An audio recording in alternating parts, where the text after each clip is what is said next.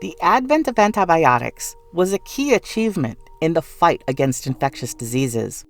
The previously fatal conditions could now be prevented. Some medications were also designed to reduce the severity of infections, like HIV/AIDS, and to prolong the life of the individual.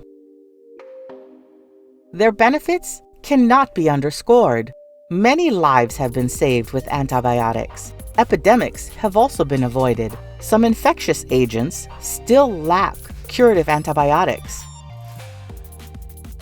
It is our universal role to protect antibiotics if universal healthcare is to be achieved. There has been an upsurge in the antimicrobial resistant microorganisms stemming mainly from misuse and overuse of antibiotics.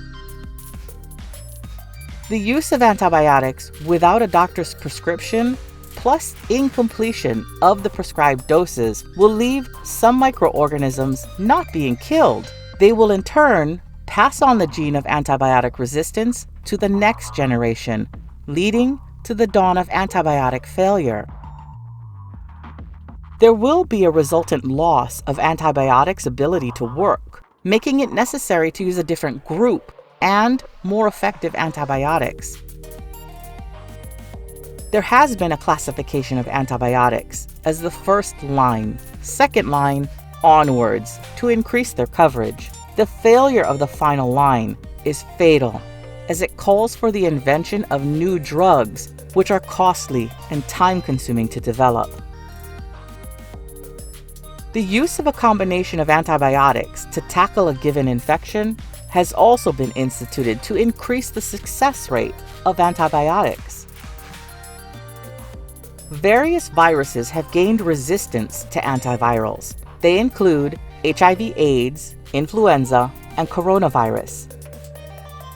The use of highly active antiretroviral has led to resistance due to non-compliance. Besides, the call by the World Health Organization to start HAART soon after diagnosis increases the likelihood of developing resistance. Individuals who get infected with resistant strains will also find it difficult to benefit from first-line medications.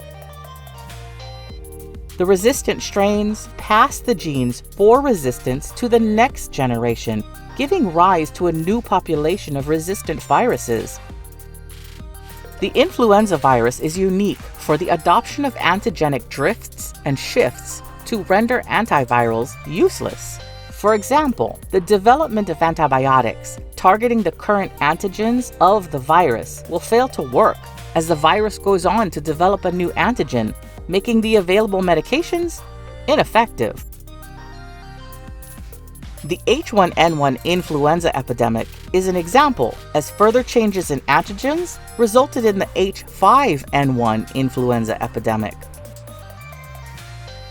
Such a scenario makes changes in the targets for antibiotics, making them ineffective. The development of a wide array of antivirals is the best way to tackle such diseases. Coronavirus is another classic example of antibiotic resistance.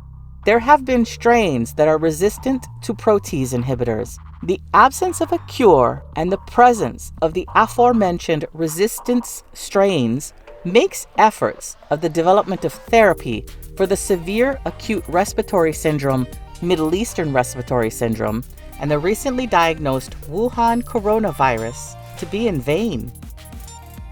The virus continues to replicate at the onset of the antiviral medications due to the resistant genes. In conclusion, there is an upsurge of superbugs arising from the misuse and overuse of antibiotics.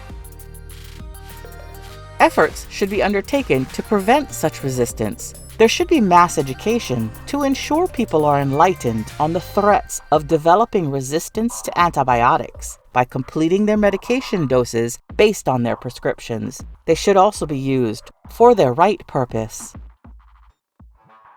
Thanks for watching this video, and please hit the subscribe button to see more of our great videos from the Truth Seeker.